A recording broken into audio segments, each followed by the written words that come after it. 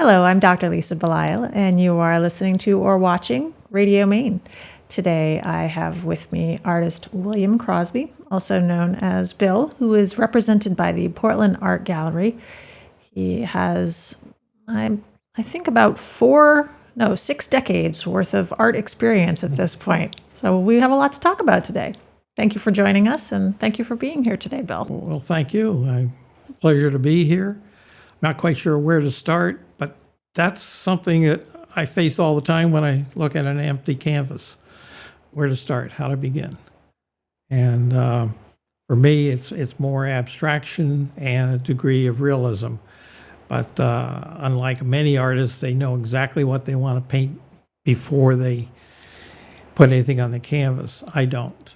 I may suggest as, well, let's say in this one, a horizon line in some canvases. Others, it's just a few brush strokes or pencil strokes. And then I get into it. But I don't know where it's going. And this goes back to my roots in abstract expressionism, which was just coming into commonplace in the 60s when I was a student at the University of Michigan. Well, let's start with this painting that is behind us. It is called Spring. Yes. And for those who are listening on the podcast, would you describe that for us? I have a hard horizon line of water, which represents probably the ocean more than anything else because we spend a lot of time here on the coast of Maine. And then I was really taken back, especially this spring. We were over here in Maine. We live in northern New York, in the foothills of the Adirondacks and Lake Champlain. And it's really, it's hard. Both places are so beautiful. But in any case, we were here and watching spring take fold with colors coming out and the light greens and the pinks and things blossoming up. So this is very light painting compared to many of my more summer or even winter paintings can be a different palette. And some people are surprised at some of the lighter, brighter colors. But it came from this spring, and it was a nice, slow spring this year. I'm very suggestive. This is the most... You have the horizon line suggests a landscape, yes, and everything else just happens. That was the first thing put down, that line, but then everything else just happens as I go, and it goes back to my roots in abstraction and abstract expressionism, and one brushstroke leads to another. It leads to another. I often work with a very wet. Not only wet palette and wet canvas, so things can run and drip, and then I go back and rework things and tighten up things. And there's always a suggestion. And here, there's a suggestion of trees and new foliage, but not really detailed that much. Suggestion of water and maybe tides and fields that are just starting to turn, or maybe still kind of brownish from the winter too. So that it's open to interpretation. What about the pinks? That's not something that I think many people see in the work that you do. That's true, and it's just the fresh blooms of spring, and be it apple trees or new buds are often very pink, and so I picked up on that in this particular. It's really a series of paintings. I tend to do more than one of a kind. I have to. Otherwise, I get too bogged down in details.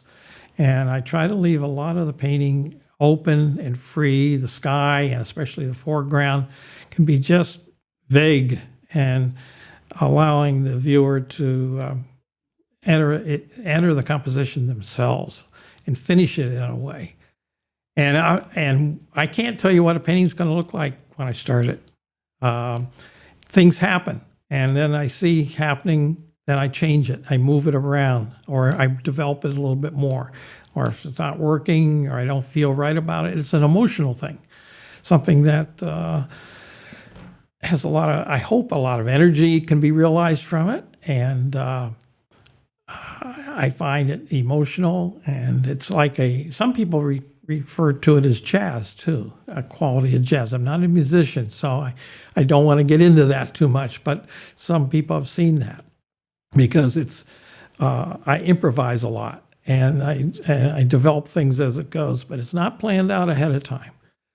And it just allows it to happen, and inviting the viewer to let it happen to them too. So a painting might grow on them a little bit too. They have to finish it. It becomes their own. Tell me how you went from an early focus on photography, which you ended up not only getting a degree in you said 1961, Right. From Michigan, and being a teacher for 35 years at SUNY Plattsburgh, to moving into more of the painting. Well, the photography started, actually I started at Cornell in architecture.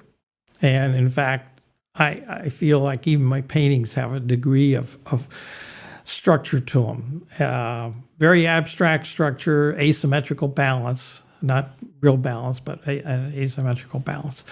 But when I decided to transfer to the University of Michigan and concentrate first in photography, which was a love of mine from high school, actually. I never took formal painting or art courses or anything like that in high school, but I did get involved in a extracurricular photography program, mainly because I was dating someone. And she went into the photo club and I went in, but it turned out I really got hooked on photography, working in black and white with a 4x5 view camera, and learned the basics. And then soon I had my own 35 millimeter and twin lens reflex, and especially black and white photography. So the photography also, Michigan, they had a program at the time, and they still do. Cornell did not. So that was another reason Michigan was a draw. And at the same time, I started taking some painting courses and was hit with total abstraction. Now, at the same time, I had done some realistic paintings. I never took them into the classroom. This was on my own, but it was in the tradition of Andrew Wyeth. But when I look back on things, my need for realism is easily satisfied, or more than satisfied, by the realism of photography. And that's probably somewhat in the tradition of Ansel Adams and Edward Weston and photographers like that, Dorothea Lange. And it became a parallel thing, but it acted as a balance. And it allowed me to go abstract in the paintings. And because at first I resisted total abstraction and all the things that were happening in the 50s and 60s in art coming out, minimal art and abstract art and abstract expressionism and who knows what. There was a lot of things going on, and it wasn't what I knew when I was a little kid coming up. My parents did expose me to the Butler Art Museum in Youngstown, Ohio, which was my hometown. But that was more representational art, and I saw the work of Winslow Homer and other artists there. But I could never be perfect. And that was another thing about photography. It gave that perfection, but it also then freed me up to go loose, free, explode with abstraction. And I look back now at some of my paintings in the 60s, and they're almost more contemporary today than they were then. And they still inspire me in work that I do now. I see where my roots were, and they come out again too. So it's a balance in my life, and maybe we need some balance too. I get off on tangents at times when I talk that way, but I think it does make some sense. You met your wife, Pat, when you were at the University of Michigan, because she was also doing something artistic. Oh, yes. She was a student.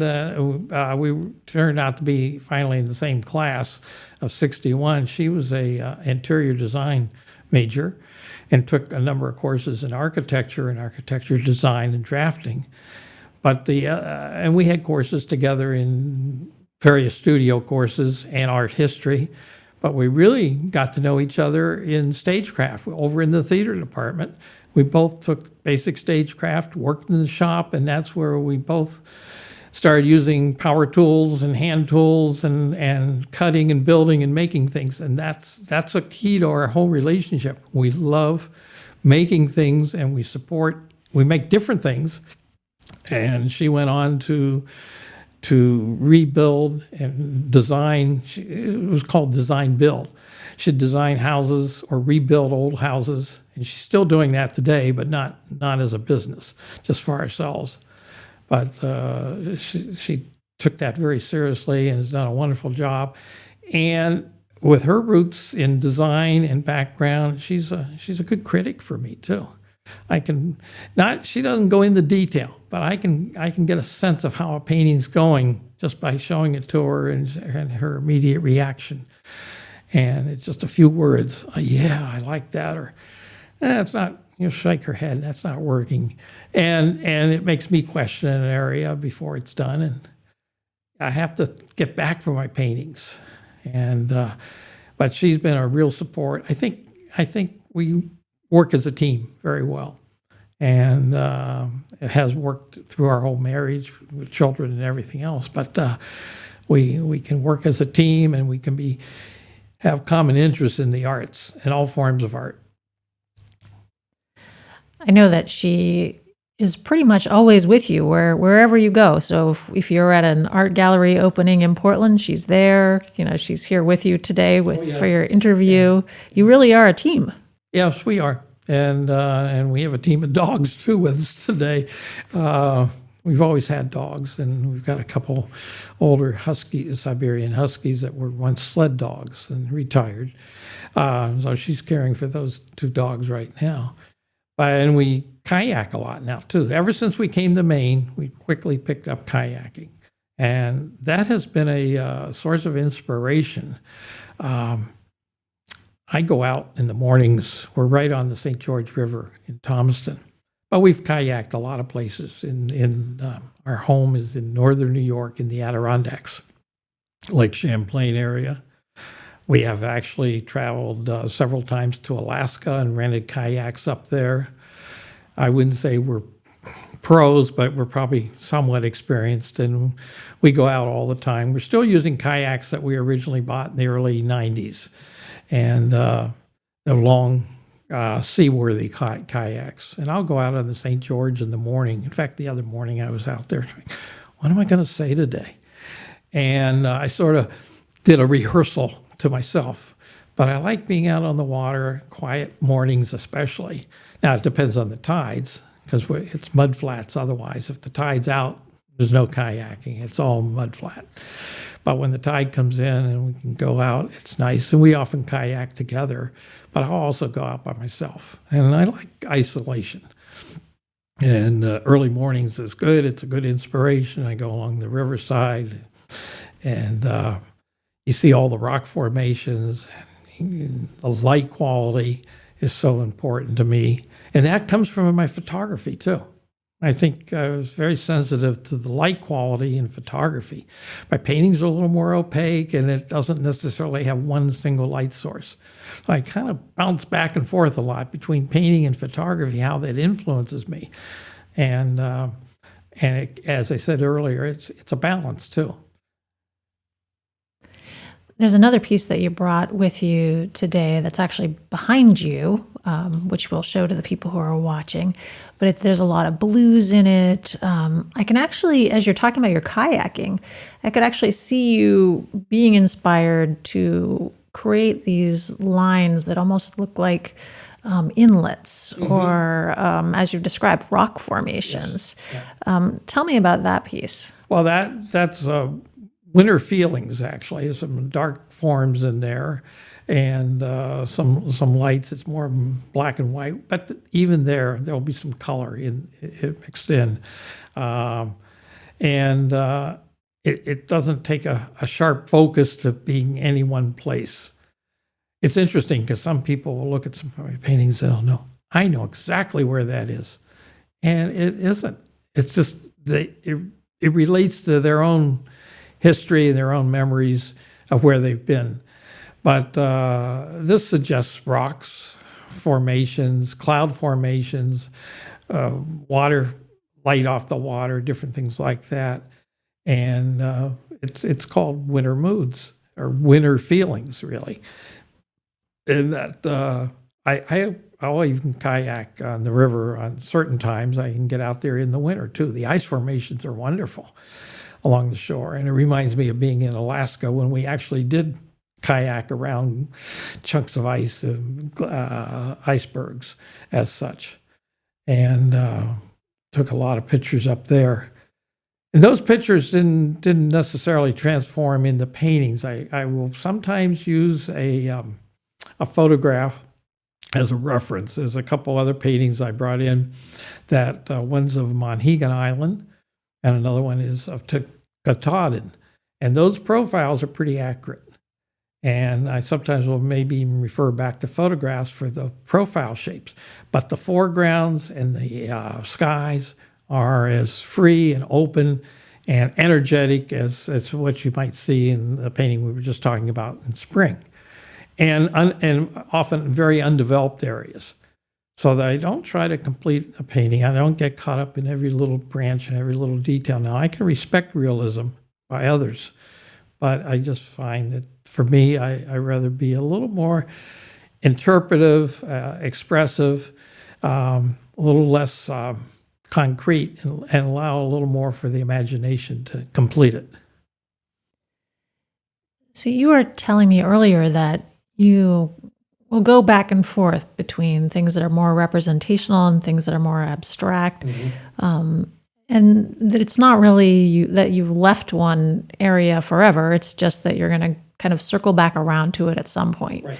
Is there something that triggers your need to go from one to the other to maintain that balance? Or is there a feeling that you have? I don't know quite how to answer that. Partly, I don't paint every day. I do it in spurts. And I paint both here. I have a studio at our place here in South Thomaston, and I have a studio back in New York in one of the house that my wife's rebuilding now. Anything can be a studio. I've painted in the basement. I've painted in the kitchen, so I'm pretty flexible on that. I don't have to have, quote, a studio. And if someone wants to see my studio, it's probably going to be a disappointment. I work a lot with makeshift. But I don't paint every day, and I think it's important for me not to, because then I can come back to a fresh approach.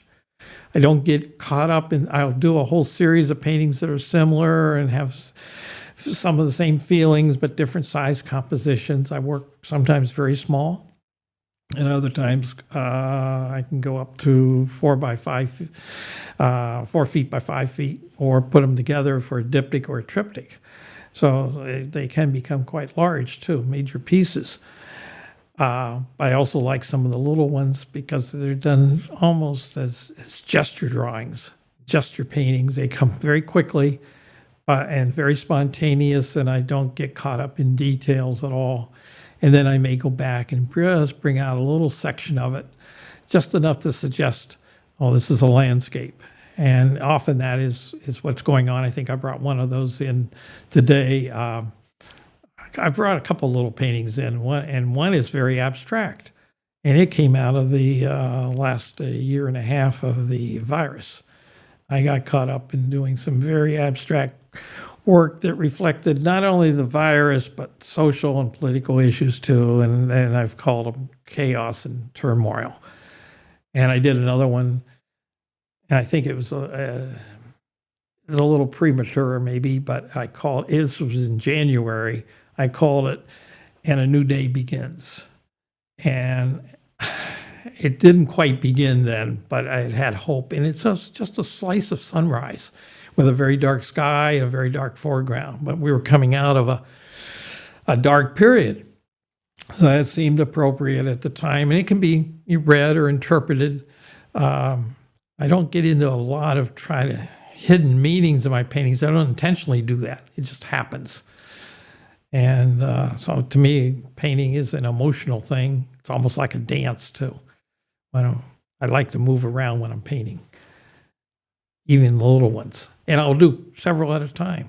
I think I mentioned that before. And some of them have become little triptychs, 2 or 3 small paintings together, 3 paintings together to become a triptych. Or I just keep several canvases going so I don't overwork one canvas over another. It sounds like the photography maybe satisfies the more technical aspects of your mind that maybe gravitated towards architecture, perhaps originally, and then the painting satisfies the kind of the other side of your mind that needs more freedom and more spontaneity. Yeah. To some extent, but the photography has always been, well, not when I was a student. I took all sorts of things, people, places. It's interesting. Early on, we went to Europe. I think on our second summer of marriage or third summer, and before that, we went out west. I didn't even take a lot of pictures out west. I took some. I didn't take it. We experienced just being out there, and that was fine. And the same thing when I went to Europe. When we went to Europe, I had a camera, but I realized I wasn't taking a lot of pictures. I think I had the attitude, and I look back now, I kind of laugh at myself. I don't want to be a typical tourist with a camera, But I realize, and then in teaching photography, you see a lot more when you have a camera in your hand and you have to make a decision. This is the composition, or this is the composition. And you actually look a lot closer at things than you would if you're just out there. Oh, that's beautiful, that's marvelous, or whatever. You start looking and composing. And the camera has taught me that. And it's a discipline, I guess, I would say. And then, as I said, I really like black and white now. More recently, I'm doing digital work, but I'm more serious about my black and white photography, which was done early on. I still have a dark room here in Maine. I haven't used it a lot yet, but I still have black and white prints that are negatives that need to be printed. There's always something more to do. And I think that's true with Pat and I. We both have projects to do, way too many. The other day I was gathering up birch bark that I'd saved. I got 6 bags of birch bark. Well, I'll use it for kindling, but I think, gee, could that be made into something? How can I use this? And I've got a whole bunch of birch bark logs sitting to make furniture. But then at home, we've got a barn full of old parts of houses that Pat's collected. And she's recycled a lot of that. And it's something we believe in, recycling as much as possible. A lot of our place in Maine, our little cottage there, is recycled wood that we brought over here, large pieces of lumber and windows and doors. And now she's taking old wood and making new cabinets out of them. And making use of what's here, but it's always a challenge to us and exciting and that's how we support each other too, and we communicate a lot, which I think my paintings are a form of communication. I hope they are, and we found in our marriage that's important too. It's so important, is communication. It keeps things going. Pat was contracting, it sounds like, on whatever level it was, back at a time where the lumber yards didn't see a lot of women. That's right. Yeah, she had to overcome some salespeople or counter people that just didn't, are you serious type of thing, but she was, and she knew what she was doing. And often she knew more than they knew how to do it. And she's tackled learning how to do things. And she's taking courses at the workshop here in Maine, in West Rockport, a school for craftsmanship, furniture craftsmanship. And she can do really fine work, but she's also done some, basic construction work too. But I get involved in that as a labor. It's not very often my design, although I could design. I have enough other things going on because I did have a background in architecture, and we both really like to see architecture and see different ways how people live, how buildings exist, and the whole world of the architectural environment. But my paintings, you'll notice, it's natural landscape, and same with the photography. I leave out. I'll paint Whiteface Mountain, a big ski area in New York. I've never put the ski slopes in. I just kind of paint it before that ever happened. But and leave out highways and telephone poles and everything like that. It's the natural landscape that I'm really drawn to. including the greenery, the wildlife, the light, the quality of light, setting sun. I like to see sunrises and sunsets. They're exciting. I don't paint them very often, but to me, I like to see a new day coming and the end of a day too. Have your children in any way been influenced to engage in artistic activities? I think so.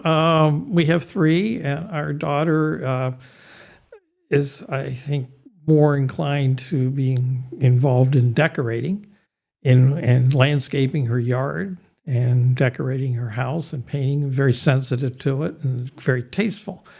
And our son, the older of the middle boy, or the middle of the 3 kids, he actually takes very good photographs, but I have yet to get him to take it a step or 2 further.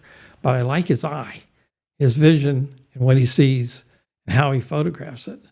And the third has got into all sorts of projects, from sculpture and abstract paintings to photo collages. And he works out of Burlington, Vermont as a freelance artist. And he has probably more of the way of producing art than the other 2. But they all have a creative bend to them, put it that way. I guess it's in their DNA. Is that how you would put it? That sounds about right, yes. Yeah, okay. Did you see art education shift in any way over the course of time that you spent working at SUNY Plattsburgh? Ooh, I don't know quite how to answer that one. No, I can't say looking back I saw it shift. Yeah, maybe it did, and maybe it has. What I liked about it was the one-on-one. I was teaching studio courses, and no one else in the department had a background in photography, so I was pretty free to handle things the way I saw fit to do. And I really liked working with students on a one-to-one basis, or we'd have group critiques of works. My goal was really to bring out the creativity in the student. I didn't want them doing things like I was doing necessarily. In black and white photography, they had to learn the basic skills of making a print in the darkroom. Nowadays, it's just using the camera, the digital cameras. But I really was retired before we got into much digital work, although I saw that coming, and that was good. And they still, where I taught, they still teach black and white wet photography, which I think is great, tremendous. But it was nice to work with students that maybe they only took 1 course, but they discovered something in themselves that they could do. And it was somewhat not as immediate as digital now, but it was an immediate result compared to painting or something like that. It didn't take days and days to make a painting like it would a painting.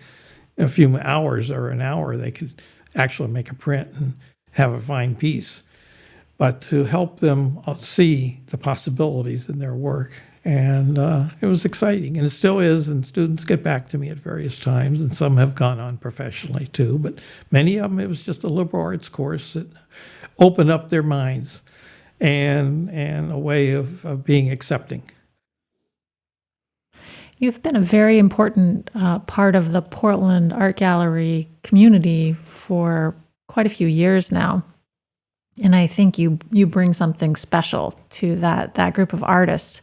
Do you find benefit in being part of this community and in taking part in the openings and connecting with people? Yeah. You were down just the other day to the last opening, and I've gotten to know, I don't know them all personally or anything like that. I really need to, well, it's been hard the last year to have gatherings, but I like seeing the work, and it's so diverse.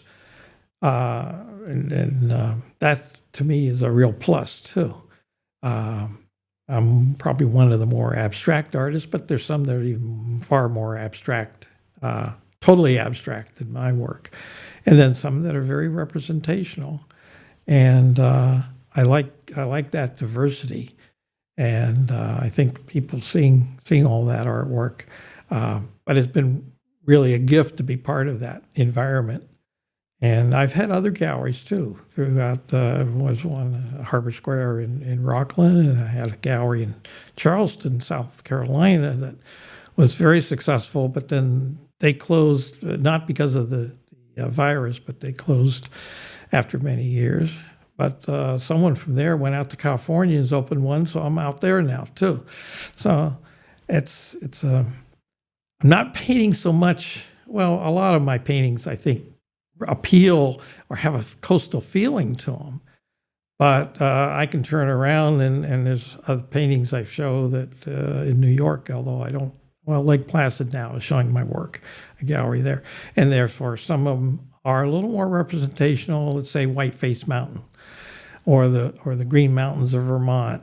And then I had a show here, Portland, of my Alaskan work, which was a nice opportunity to bring that all out again. And that included photography as well as paintings. That was one of the first shows I've had since leaving college.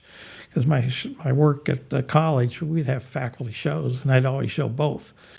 Some people got to know me as a painter, others as a photographer, and they didn't realize I did both.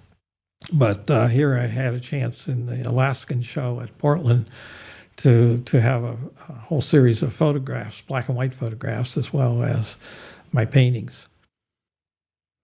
Well, we're very fortunate to have you working with us, and I've enjoyed all the conversations that you and I have had over the years regarding your art and also your life. I've also enjoyed my conversations with Pat. Oh, good. You are you're really kind of an inspiration when it comes to teamwork and in relationships. I think that's not something that we see all the time these days. Thank you. I've been speaking with artist William Bill Crosby, who's represented by the Portland Art Gallery. I really encourage you to come to some of our openings because there's a good chance he'll be there. You can meet he and Pat. Also look online for his work, see his work in person at the gallery. I've appreciated the time that I've spent with you today, Bill. Thank you for coming in and talking with us. Oh, thank you very much. I've enjoyed it. It's fun. And thank you for joining us on Radio Maine. I'm Dr. Lisa Belisle.